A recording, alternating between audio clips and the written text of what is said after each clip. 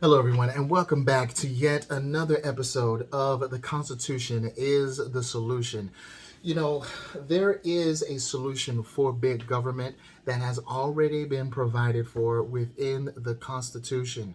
A lot of people are going here and they're going there, and they're wondering what they can do to solve the problem of big government. Man, the federal government is just overreaching, right?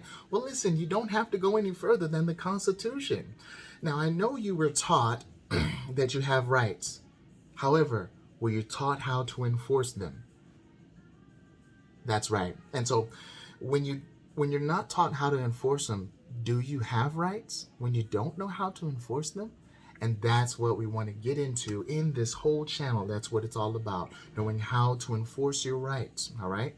Listen, in the last episode, we talked about the solution to big government, nullification, right, being one of the greatest tools. So, in summary, every local, state, and federal official, including police and military, who has sworn an oath to uphold the Constitution is actually they're duty bound to oppose laws made in pursuance of the Constitution, and as well as any other unconstitutional acts of the federal government or even international bodies. That's going on too, isn't it? Right? This is a constitutional enforcement. Now, who would oppose constitutional enforcement? Well, those who love big government, of course, and hate constitutional enforcement. Now, how do they oppose it?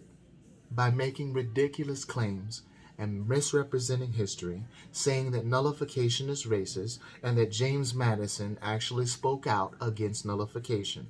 But constitutional enforcement isn't racist, and Madison always spoke favorably of nullification except in cases of its misuse.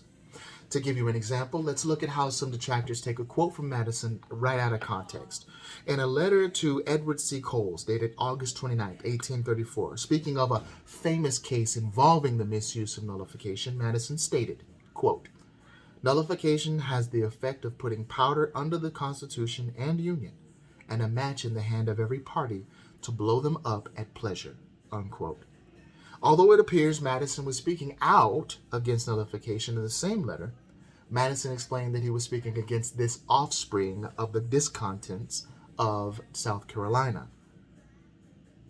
South Carolina was suggesting that it could nullify a tariff for the entire Union. Madison knew that this tariff, despite how undesirable it was for South Carolina, was a constitutional act of Congress under Article 1, Section 8 of the Constitution, which specifically lists the enumerated powers of Congress, including the power to lay and collect taxes, duties, imposts, and excises. Furthermore, Madison knew that South Carolina did not have the authority to nullify anything for the entire country. They were trying to block a constitutional act on behalf of the entire nation, which is a misuse of nullification. Madison's long-term support for nullification is revealed in a manuscript dated 1834 and entitled Notes on Nullification, which was published in a book, The Writings of James Madison, 1819 to 1836, and it was edited by Gaylord Hunt. In this manuscript, Madison quoted from Thomas Jefferson's Kentucky Resolutions of 1798. But where powers are assumed which have not been delegated, every state has a natural right, in cases not within the compact, to nullify. He then concluded, thus the right of nullification meant by Mr. Jefferson is the natural right, which all admit to be a remedy against unsupportable oppression. So, there. This quote from Madison in 1834, the same year he criticized South Carolina's misuse of nullification, shows that 36 years after he wrote the Virginia Resolutions of 1798, he still upheld nullification as a remedy against unconstitutional federal actions. What we need is an informed electorate. Unfortunately, many officials are not obeying their oath. The best way to get them to do so, or to elect new officials who will, is by creating an informed electorate who will hold elected officials accountable to their Article 6 oath to support the Constitution. As progress is made in creating a constitutionally informed electorate within a state, then Congress will be made in electing constitutionalists at the local, state, and federal level who will interpose, right, go in between, and nullify unconstitutional acts, protecting the rights of the people. In a speech at the Virginia Ratifying Convention on June 20th, 1788, James Madison said, "But I go on this great Republican principle that the people will have virtue and intelligence to select men of virtue and wisdom. Is there no virtue among us? If there be not, we are in a wretched situation. No theoretical checks, no form of government can render us secure. To suppose that any form of government will secure liberty or happiness without any virtue in the people is a chimerical idea." Or as Thomas Jefferson similarly stated in a letter written to Colonel Charles Yancey on January 6, 1816, if a nation expects to be ignorant and free in a state of civilization, it expects what never was and never will be. And in a letter to William C. Jarvis, Jefferson wrote, "I know no safe depository of the ultimate powers of the society but the people themselves. And if we think them not enlightened enough to exercise their control with a wholesome discretion, the remedy is to inform their discretion by education." This is the true corrective abuses of constitutional power. Every election is a direct reflection of the voter's constitutional knowledge. You see, what we need is government accountability. All elected officials are accountable to the people through frequent elections. Non-elected officials are accountable to the elected officials who appointed them. For far too long, the national media have fixated America's attention on presidential elections.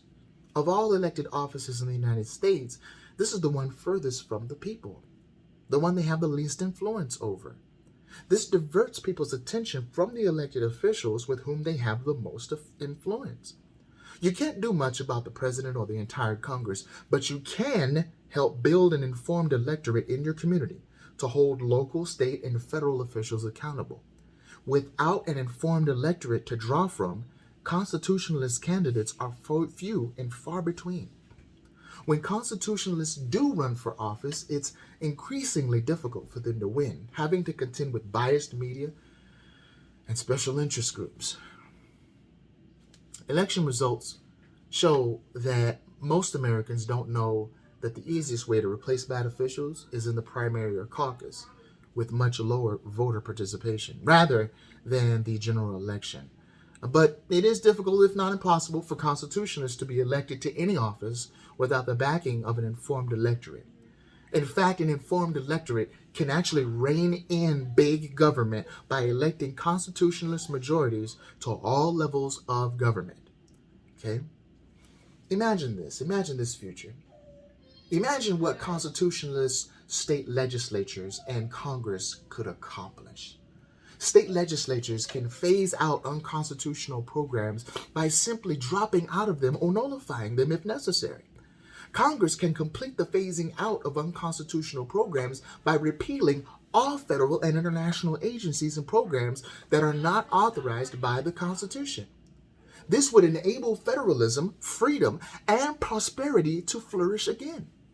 Furthermore, at the ballot box, an informed electorate can hold its elected representatives accountable to their oath to support the Constitution, thus ensuring the perpetuation of constitutionally limited government that will protect our freedom and prosperity. The solution to reining in out-of-control big government and returning to constitutional government is that simple. We do have a game plan, right? We have educational and action tools and a national network of chapters working in concert on creating a constitutionally informed electorate. Yes, we do. And as a member of a local chapter, your role is very manageable and achievable. For example, members educate their circles of influence, local businessmen, and other community leaders on how to rein in big government. Because creating an informed electorate to hold officials accountable to their oath to support the Constitution takes diligence, it takes dedication and patience, but it's well worth it. The future of America is up to we the people. You see, it's time to understand the U.S. Constitution and demand our representatives obey it. An informed electorate is the only way we can expect our government to comply with the Constitution. And that responsible, okay, informed electorate begins with you. How? Well, contact us. Join in on the concerted action of a nationwide network of chapters. We have such momentum, right? But it must grow much larger to carry out its mission to bring about less government, more responsibility, and with God's help, a better world. How? By providing leadership, education, and organized volunteer action in accordance with moral and constitutional principles. Innumerable victories have already been won by us, right? Ever since 1958. And we did that by getting the right information to the right people at the right time all across the country, right? As the founder said, education is our total strategy, and truth is our only weapon. And we invite all men and women of good character, human conscience, and religious ideals to join us in our epic undertaking. And you can help with your time, money, or influence. Or just drop in a comment, right? And let me know if you need further direction. You can apply. You can start a chapter in your community, all right? And so now that you know the solution to reigning big government, please share this with someone who you'd like to have in a chapter with you, right? And then contact me in order to get started. All right? Folks, thank you so much for listening in. God bless you. And remember, education is our total strategy, and truth or reality is our only weapon. Have a good one, and we'll talk to you soon.